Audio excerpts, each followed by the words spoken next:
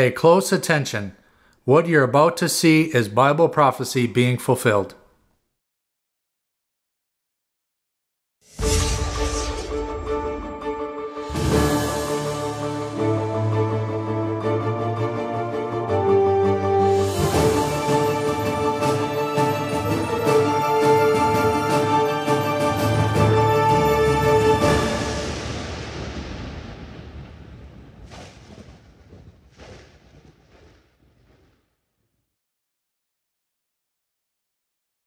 Welcome to another edition of YPN News, bringing you news as it relates to Bible prophecy and foretold by Israel-Hamas. Well, today we're going to cover the effects of climate change and our food supply, as well as bringing you up to date on recent events taking place in Ukraine and Russia, as well as the current events taking place with Israel and Hamas. We're going to start our broadcast off with climate change.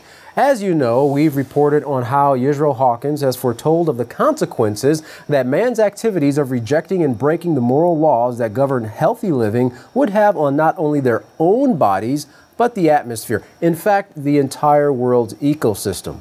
Drought conditions continue to plague America's heartland, with 61.8% of the contiguous United States under moderate to severe levels of drought. The conditions are so bad, experts are warning, they're warning that conditions similar to the Great Dust Bowls of the 1930s are going to be returning to the Midwest. Wow. Now, in the great state of Oklahoma, the western part of that state is in either exceptional or extreme drought. In fact, drought conditions are so dire in Oklahoma, the wheat commissioner says that this year's wheat crop will go down as one of the worst in decades, down 38% from the average, and it could eventually affect prices at the grocery store and cause farmers to lose a lot of money. Now, Tom Glazier, an Oklahoma farmer, is worried because in his last 50 years of farming, he said that this is the worst drought that he has ever seen in 50 years. Oh, I bet it's got to be frustrating as well. Despite how bad his crop is, he's thankful to be able to harvest at least half his crop. Now, consumers will eventually feel the pinch of a bad wheat crop, but it won't be overnight. The price of wheat products on the shelves today is the result of last year's harvest. So, Jeff, it'll be a year or so before we see any significant changes or increases into the price, depending on how well watered the wheat crop actually gets this year. Now, meteorologists say that the combination of a hard winter with a hard April freeze and very little rain this year to date are all contributing factors. Currently, Oklahoma is behind 7 inches for total rainfall for the year. And of course, keep in mind, Katan, that western Oklahoma never came out of that state of extreme drought this year. Those conditions were creeping further eastward now, so they're coming into the state, but they already were in that extreme drought before the year started. So it's kind of like adding injury to insult. That's right. On another topic of wheat, you've probably heard the word gluten before, haven't you? Well, it's a protein found in wheat and other grain products. Well, as many as 18 million Americans may be suffering from gluten-related illnesses, and that's due to the genetically modified soy and corn they eat, and those genetically modified foods are at the root of a growing epidemic, a survey reveals. In fact, one restaurant in New York, For Foods, has seen an increase in business because they cater to a growing market, one that prefers non-GMO and gluten-free foods. In fact, the gluten-free lifestyle has boomed into a multi-billion-dollar-a-year industry. Now, in fact, the multinational company Monsanto is the biggest producer of genetically modified seeds. That's not the first time we've heard Monsanto in relation to negatively affecting the public's health. Well, now on to another hot topic of discussion, Russia and Brazil. The two countries are in a discussion to develop a system to compete with the World Bank, the IMF, and the US dollar. In fact, Russia, China, and Brazil are working on a deal to put together a competing currency. All of the countries involved have something to gain as they're looking for ways to expand the market for their products, as well as creating business partners with others outside of the United States. Now, we continue our report with the latest on the events in the Middle East as Israel agreed to a 5-hour ceasefire as a result of the UN appeal for humanitarian efforts. Now, all of this as the death toll of Palestinians is rising and now stands at 213. Now, many Israeli shells have been fired into the Gaza Strip, one hitting a fishing boat and another striking a beach where 4 young Palestinian boys were playing a game of football, killing all 4 boys. As Israel continues to fulfill its pledge to hit Hamas hard, it's been targeting the homes of Hamas leaders, striking 4 Hamas leaders' homes, but killing none of them. Well, the Israelis have even been dropping leaflets close to the border, urging residents of the Gaza Strip to flee. The leaflet letter read, "For your own safety, we request that you vacate your residence immediately.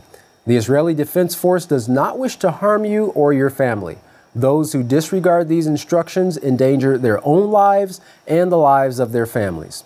According to reports, Hamas got on the local radio after the leaflets were dropped, of course, and told the citizens, "Don't believe it.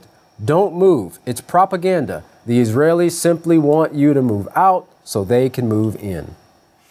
Now, as for those 4 boys who were killed in the Israeli attacks, their bodies were being laid to rest.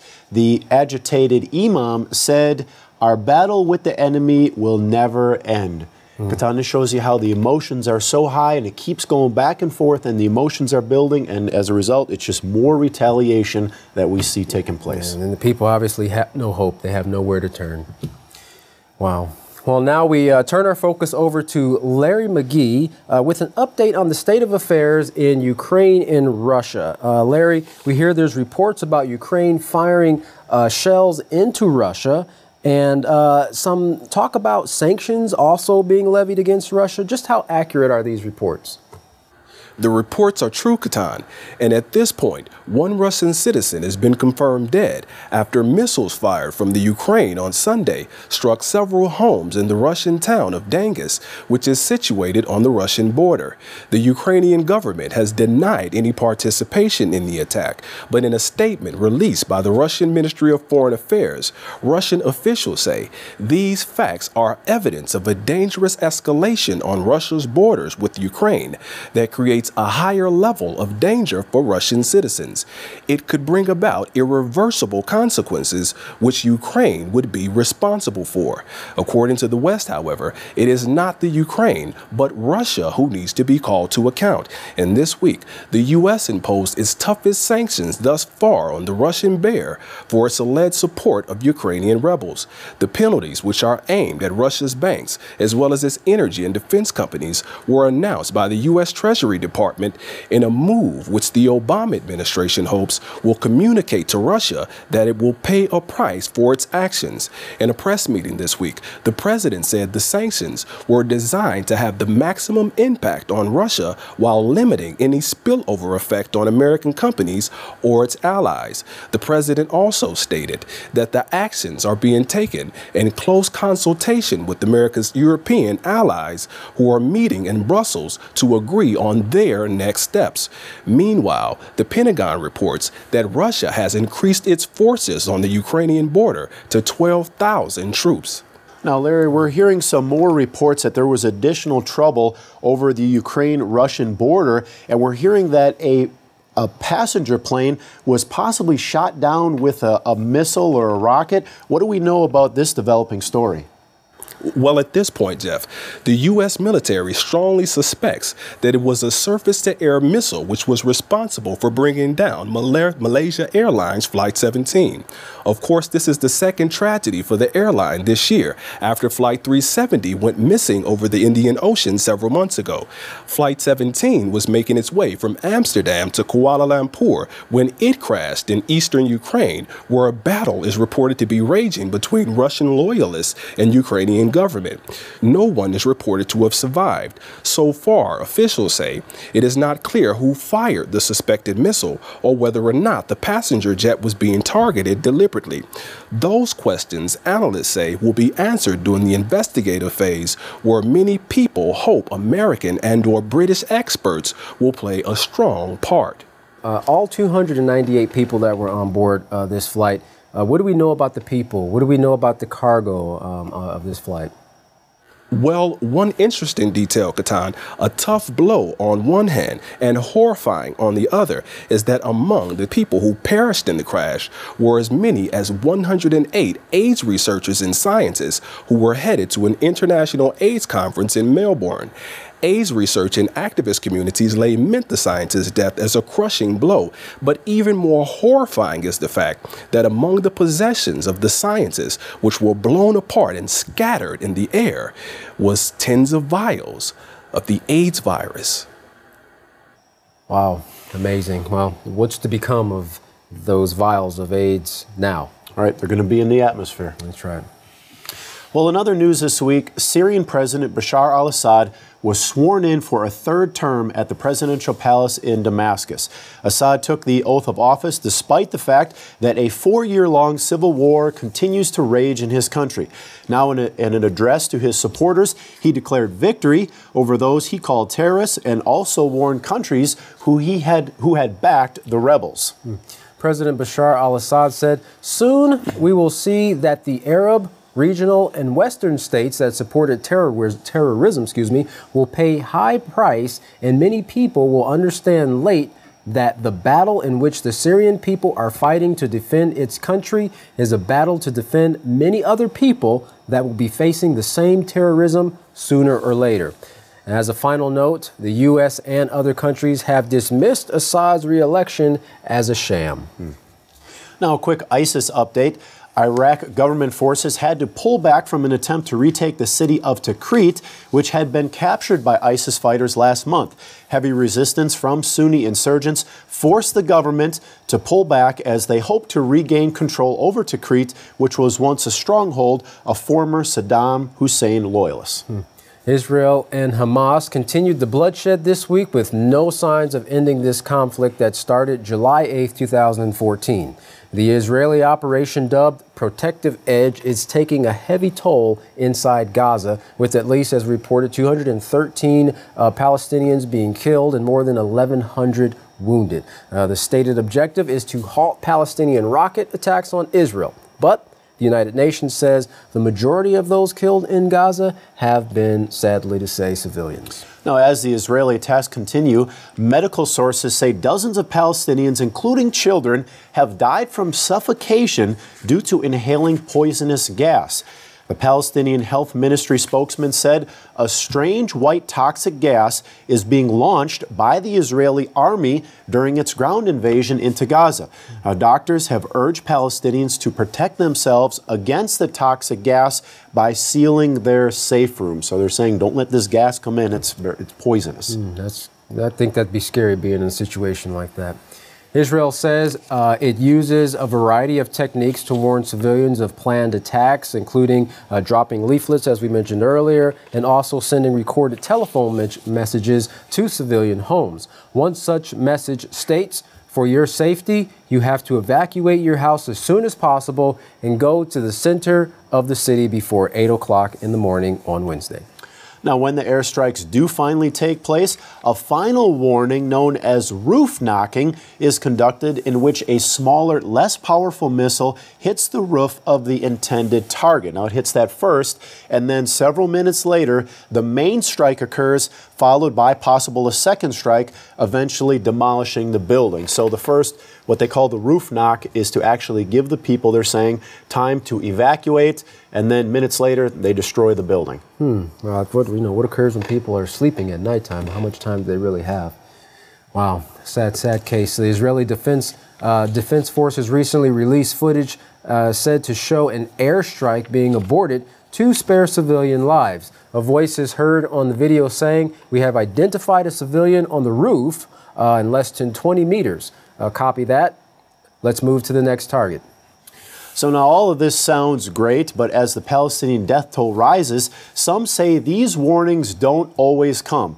Now, the funeral for the Hoj family was held this week. They were asleep in their beds, as you were asking about what takes place. Right. You know, here's an example. They were in their beds when the Israeli airstrike hit, which flattened their home. As a result, they were all killed. Now, the neighbors said they didn't warn us. It was the first time they hit a house without any warning. Wow. Now, human rights groups argue, warning or no warning, Airstrikes in civilian areas are never justified, and just because an individual might be associated with the Palestinian military, it should not make his entire building and everyone inside that building a target. However, Israel says while airstrikes are theirs, the responsibility belongs to Hamas. Now, Naftali Bennett, Israeli Economy Ministry, said Hamas is killing its own civilians. And here's where you see why they say the rockets may be ours, but here's why you're responsible. He continued, he said, when you put a family as a human shield defending missile launchers, when you hide missiles and weapons within hospitals, you are responsible for killing your own civilians. Now, so far, the first time, this is the first time that Israel is pointedly telling some Palestinians to leave their homes, warning Israel will, quote, strike with might. It's almost like, punching someone in the stomach and saying that, they're the ones that are making me do this. They're responsible for me punching you in the stomach. It doesn't make any sense. And of course, there's no winners in this. Now, as we can see, there's no end to the violence in this world when its leaders are only looking for reasons to harm their neighbor.